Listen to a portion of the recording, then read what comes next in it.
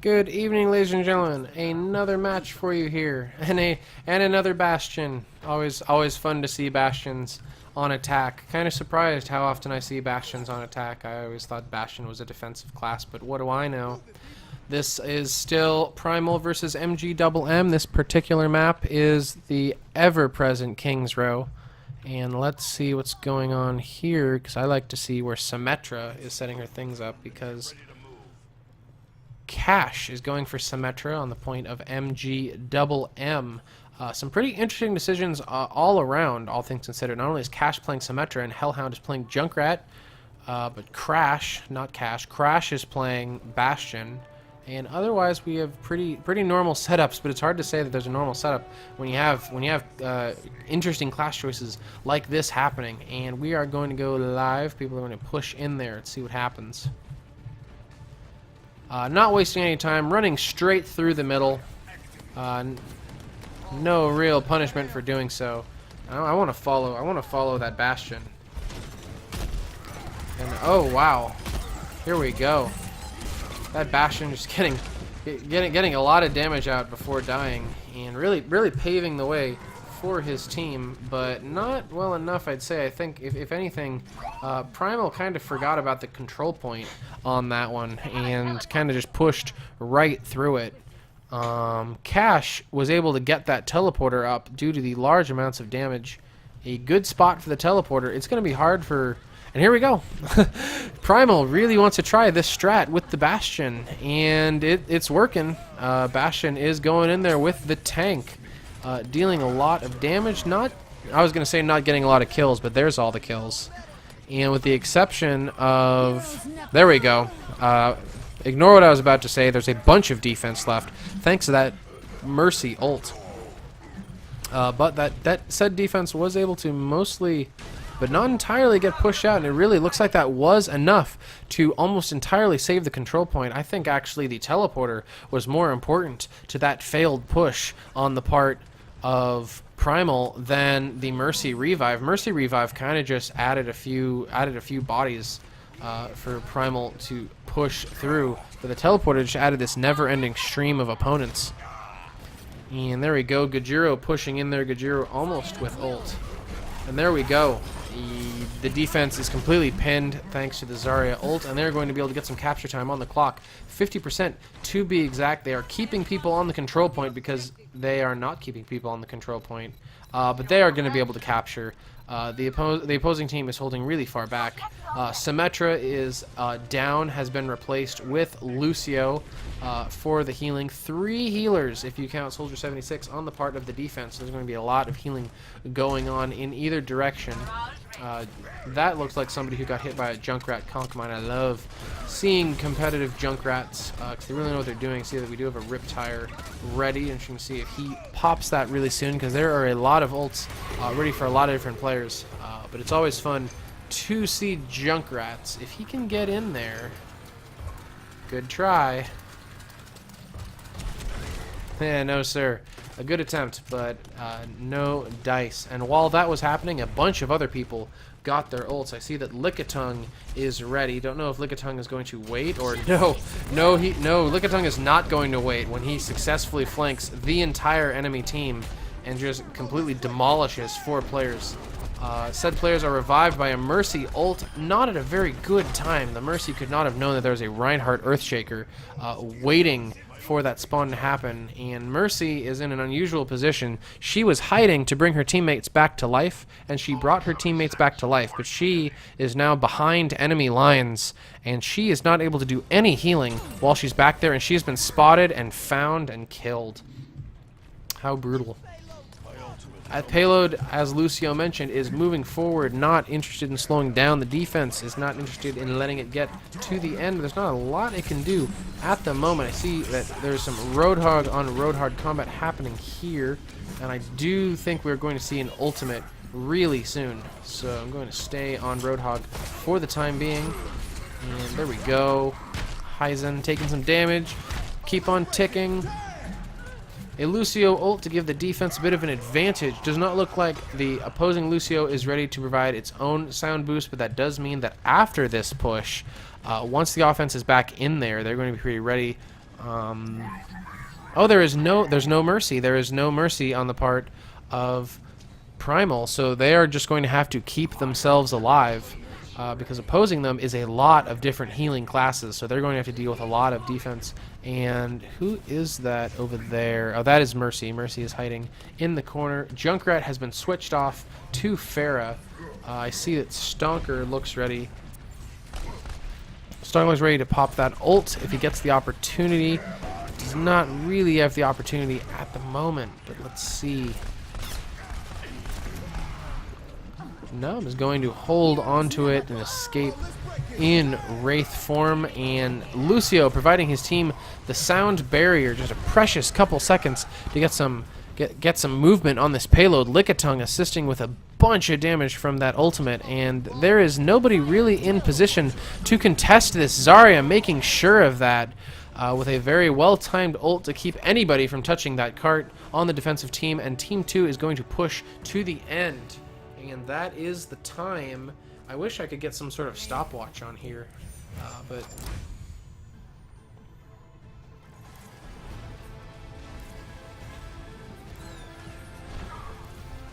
tactical visor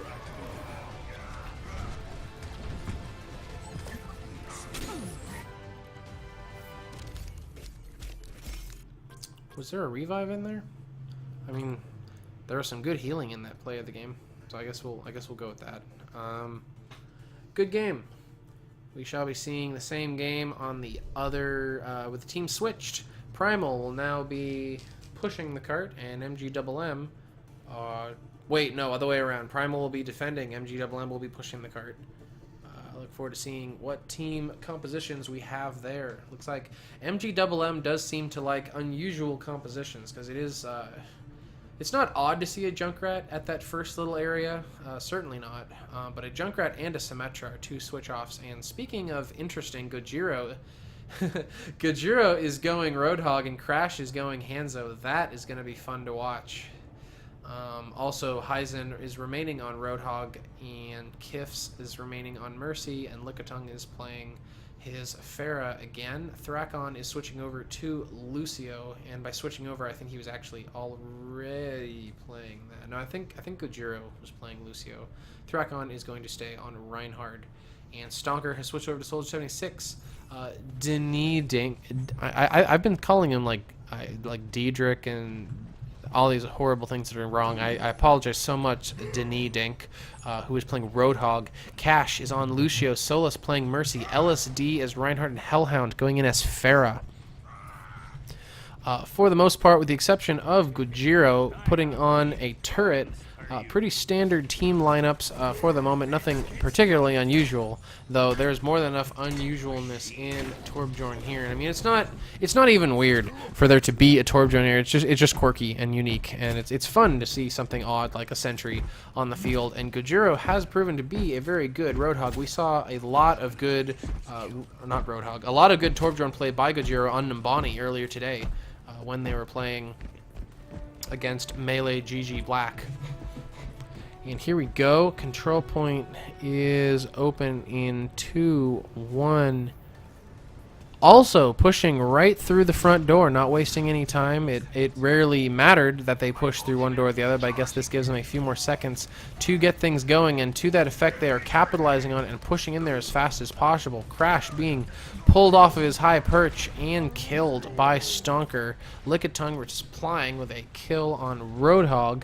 And it looks like the wind's been put a little bit out of MGMM's sails. They are going to hang back a little bit more than they were a second ago.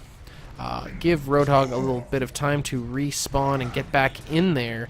LSD trying to make some room for his team. Don't know how successful it was. Where is Gojira's turret? Is it down? It says according to the HUD. No, his turret is down. He's going to set it up in the high ground. High ground is a very good place for a sentry because people don't tend to look up until they start getting shot at. But in this particular case, somebody did look up. I didn't see who got that turret kill. But the lack of... Oh, no, there is a Mercy. And there we go. And Mercy with a huge revive on defense. to push the opposing team back and keep things happening. Let's see if Gojiro is going to set up another sentry. Looks like he's focusing on giving his team armor, as all good Torbjorns should do. And there's going to be another push. I'm not sure if there are any changes, but both teams are remaining relatively cookie-cutter at the moment. And was that a Genji? Is Hellhound playing Genji? Yes, he is. But he was not able to get anything done with that ultimate due to it being in dedicated melee range, and the defense, for the most part, is going to hang off the control point and just get a bunch of kills while the offense tries to push in. I think for the most part, the offense got split up, really, is what I think happened there.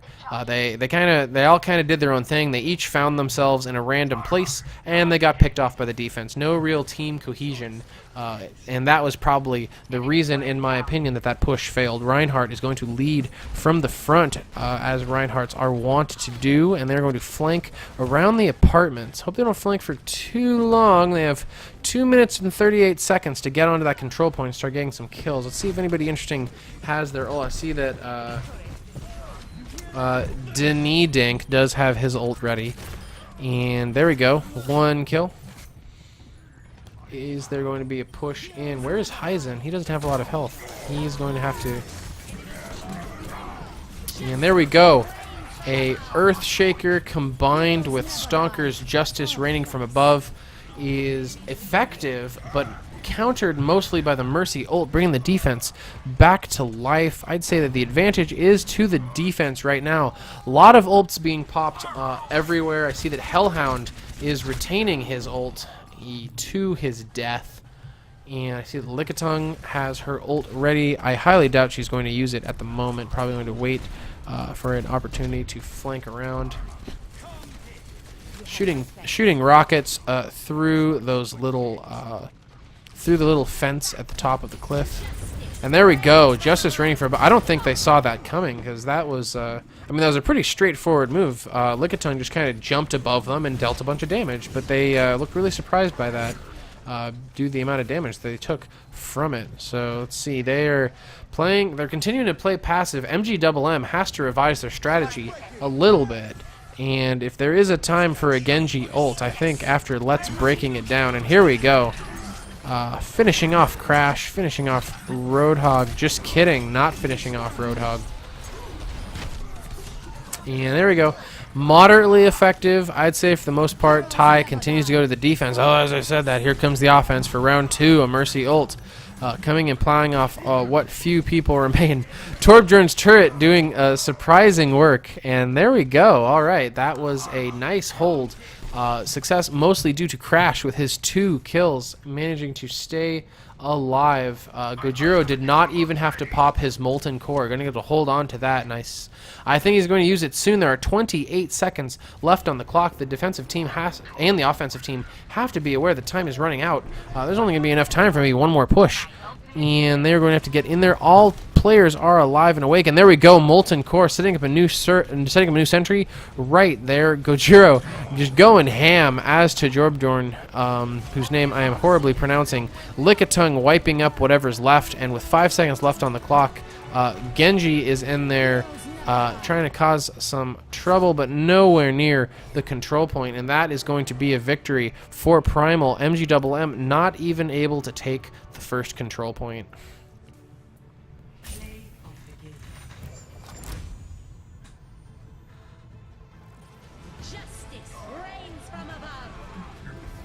Heroes never die for a price.